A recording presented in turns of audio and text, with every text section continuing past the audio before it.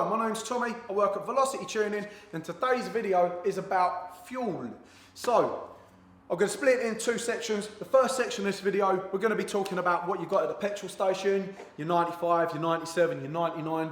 The second part of the video, I'm going to be talking about these sort of things here, which are race fuels, your ethanol, your methanol, your octane booster, your true C16 leaded race fuel, all of that stuff there. So, let's start. When you go to the petrol station, you can see they've got the normal fuel and they've got the 99. Most of you guys are probably putting the 99 in, but why?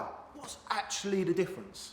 Does it cause a bigger combustion? Does it contain more horsepower in the fuel? Why does it make more power? Why are we saying to put 99 in? Well, actually, the higher quality fuel is less volatile. It can actually be put under more extreme pressure, and it can be put into conditions where there's more boost or there's more extreme ignition timing before that fuel becomes volatile and it doesn't ignite and combust in the way that we want it to.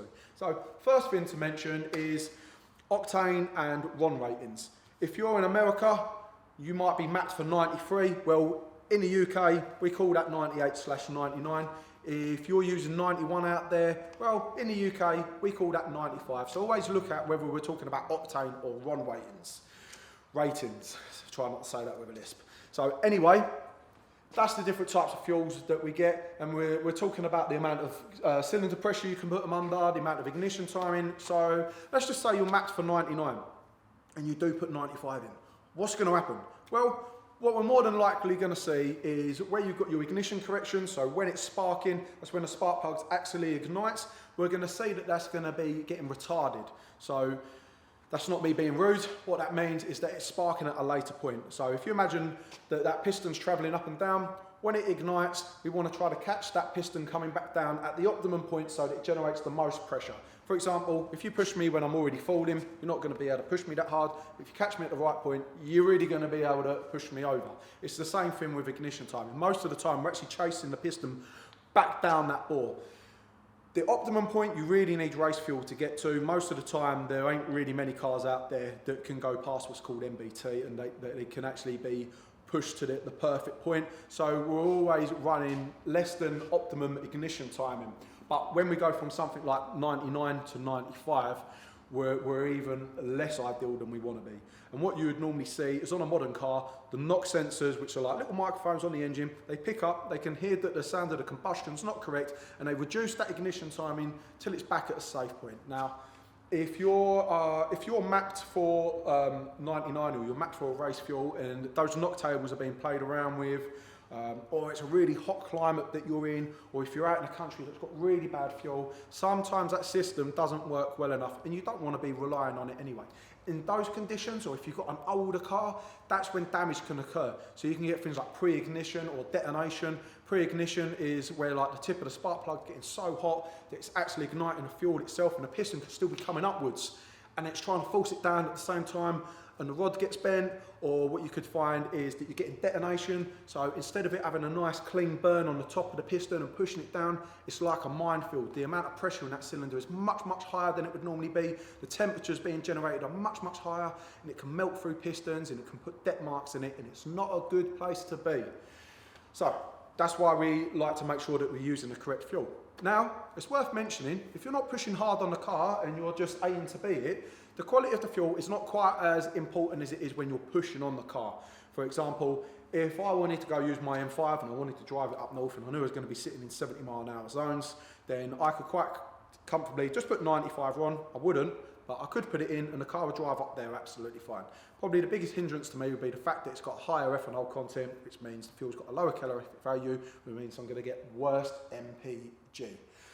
We'll get to that with ethanol in a bit anyway. So 99, say you're mapped for that, don't put 95 in it, don't put 97 in it, because you're putting the engine at risk, or you're going to get a reduction in performance. A lot of the time when we look at tuning or you look at a car's performance, you're interested in what turbo it's got, how much boost it's running, but ignition timing makes just as much power as boost does, and if you're sparking late, it's really going to affect power. So if you think of it like this, as you increase boost, you increase power, but you're putting more air into the cylinder. So more fuel needs to come in with that because it's an air to fuel ratio. With ignition timing, You're making more power, but you're sparking at a more aggressive point, so you're not putting more air in. So it's a way of making power without having to get additional fuel in. So technically, you could argue that it's better MPG.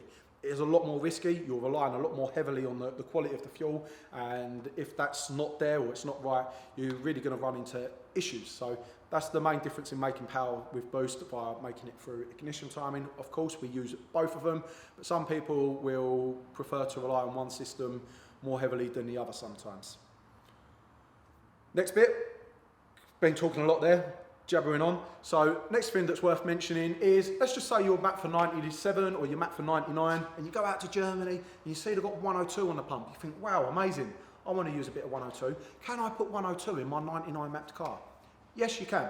If you're going up higher in the RON ratings or in the octane, you can quite happily use a higher one. It just means that that fuel is more stable and you're going to be able to put it under the pressure that you want to put it under. Now, if you're somewhere like the Nürburgring and that car's being beat on particularly hard, you may find that the cylinder temps and the intake temps are hotter than they normally are, which would also introduce things like reduced ignition timing or knock or detonation. So by using a higher quality fuel, you actually give yourself a bigger safety and a bigger buffer. If the car's mapped correctly, then you should have that buffer there already, but it's still nice to know that you've got it. Well, that should clear up the differences between 95, 97, 99 and 102 and what you can use and what you can't use. Hopefully you guys understand that now. So most of the cars that we map in here, we ask that the cars come in on 99 RON, and that may ask the second question, what fuel is the best? Shall I go Tesco's, Esso's, Shell? Where shall I go for my fuel? Well, the answer for that depends on what day of the month it is, what part of the country you're in. There is no set answer for that. Sometimes Shell is the best, sometimes Tesco is the best, sometimes Esso is the best. I use Shell and I use Tesco's most of the time. I'm quite happy to switch between both of those fuels. I see similar performance between both of those fuels. And if I really want to make a ton of power, then I use an E30 mix, which I'll get onto later as we talk about race fuel. So honestly, I would say if you've got Shell, Tesco's or Esso near you, just use that fuel. It should be absolutely fine unless you know it's a bad station. And if you are in a case where maybe you've only got a 97, so like a supermarket like Asda, Sainsbury's, maybe it's BP, try to go a little bit further and get that higher quality fuel because it will make a difference. Now, moving on to the effects of 102 and the race fuels, one thing that's worth mentioning is the gains and the benefits to the car that you've got is quite specific to the car that you've actually got. So some cars will be pulling a lot more ignition than other cars are. So like my M5, for example, that car pulls no ignition timing on its 99 RON map. So if I was to put an octane booster in or put a race fuel in, I won't make no more power because my ignition is going to be exactly the same. Now in the real world, most cars out there are some ignition corrections going on at all times, even on stock cars. And on those, using something like one of these fuels will clean all that up, and because of that, you will make more power. But there will also be a lot left on the table. And then that's when it comes into if your car's actually mapped for it. So, for example, you might use an octane booster and it might clear the timing up by 1 or 2 degrees. What you might find is that you could have actually had 4.5 degrees of extra timing in that at the top end, which would have equated to a large amount of power. So the gains you're going to get from the car are specific to your car and your tune. Like I say, with my F90, it won't make a blind bit of difference. But if you had something like an old 335i, they always run really low time and you're really struggling to get the timing in with those, and you'd probably see something like that make a huge difference. While we're talking about normal fuels, let's just talk about one extra thing as well. A fuel additive that's not an octane booster, injector cleaner. I personally am highly against injector cleaners. Through having cars on the dyno, I've seen that they're not running right, the ignition's all over the place, and when questioning it, the person says, no, I'm on a good quality fuel, I don't know why it's doing this. And then we find out actually it's had a ton of injector cleaner through it, and a load of different problems arise from that. So I'm against injector cleaner. I'm sure on older port injection cars it's not a problem, but on our modern systems, those fuel systems running under like 3,000 PSI, 5,000 PSI, running under real high pressure, you may think, why does that matter? Well, if you're running under extreme pressure, then that means the nozzle size is going to be much, much smaller. Otherwise, you're just going to flood the engine. And because the nozzles on these new injectors are so small, it's really easy for those to get damaged or partially blocked and for you to have issues. Maybe that spray pattern's going to be affected, maybe it's going to get blocked, but we see lots of different injector issues after people running injector cleaners. If you're that worried about your injectors, put a new set of injectors in, or if it's not broke, don't fix it. Okay, on to the fun stuff. Spoke about normal fuels, spoke about the injector cleaner. Let's talk about fuels that add performance, add power. So there's 4 different types of main high performance fuels that you can have on your car. Let's break it down. So you've got the octane boosters that you just add on top of your normal fuel. You've got the ethanol that you can just add on top of your normal fuel. You've got methanol, which tends to have a separate tank which reaches a certain boost level. It activates and injects that extra fuel in, so it's not part of your normal fuel system. And then finally, you've got race fuels, which would be a replacement instead of your normal petrol. You would empty the tank out, put the race fuel on top. So depending on what car you've got and depending on what you're doing with the car, is what option's going to be best for you. So, octane booster, some of them work great, some of them don't work so great. I'm just going to talk about the one that I particularly like. As you can see, I've used quite a lot. We've got VP, we've got Klotz, we've got Renegade here, we've got Miller's. My favourite is Boostane. Now, I've actually used this product for about 5 years now, and what I actually found is that I could get the same performance out of this on a quarter of a tank to a full tin of this to what I could on one of the lower grade VP racing fuels. So I was actually able to run some real fast 100 to 200s and some real fast times using this Boostane. It is quite aggressive, it does stain the plugs and the lambda sensors, but it's never caused me any misfires, any problems, and like I said, it's a real quick, cheap alternative to race fuel. For example, race fuel, you need to empty out the tank. Well, this one, you can just make sure you've got your fuel level right. You can keep a tin of it in the boot, add it on top, and go have your fun. That's Octane Booster. So Octane Booster literally does what it says on the tin. You've got your 99, and it's got its set octane, or it might be 93.1, and that's going to pick up those octane ratings for you so that you can push that ignition timing without getting into the situation where I said the combustion process cannot happen in a clean and efficient manner. From there, the next thing that you could add into the fuel is ethanol. So on my F90, for example, I run an E30 mix, which means I've got 30% ethanol added on top of my normal 99. Ethanol is really good for pushing ignition timing. It's really good for keeping the cylinder temps down, which is one of the reasons why the ignition timing can be pushed on, and it makes a ton of power and it's heavily oxygenated. So instead of you just sucking air through the intake system, you're actually injecting some air as well. Downside of ethanol is the calorific value of it is quite low, meaning that you need to have a fuel system that's capable of flowing it. Otherwise, you're going to find that you're running lean. So, for example, if you've got an F10 M5 and you want to go over to an ethanol mix to make a load of power, most of the time you're going to find that you're going to start to get your high pressure fuel pumps crashing. If you put a set of F90 pumps on though, you're not going to have that problem.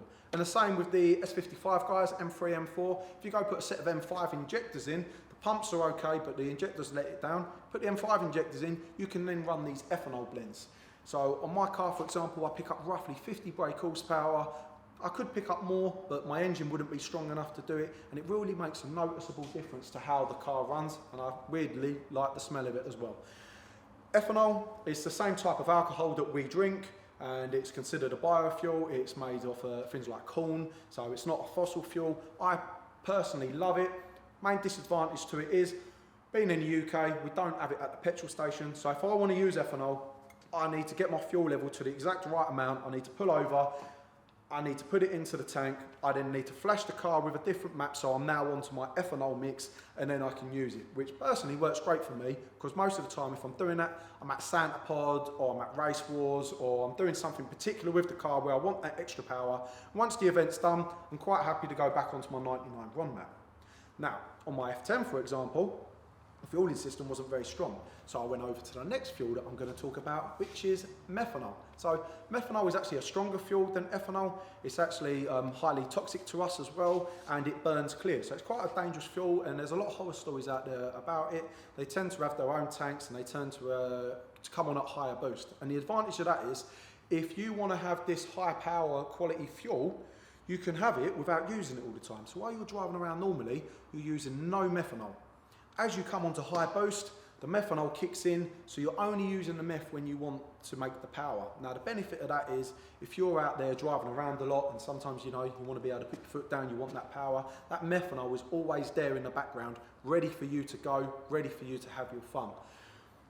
Disadvantage to the methanol is you've got an additional set of components there. You've got new fuel lines, you've got pumps, you've got solenoids, you've got nozzles. Nozzles can jam, solenoids can fail, pumps can stick on, lines can leak, lines can split. So there's a whole lot of additional parts on your car which could fail, and that may result in you not getting enough flow. It may result in the pump jamming on. You could have damage occur through running methanol. But if you've got a lack of fuel there, or you are in a very hot climate, methanol is great. Because you're not relying on the original fuel system, you can put as big a methanol nozzle and as big a meth pump on as you want, and you can literally get as much additional fuel in as you like.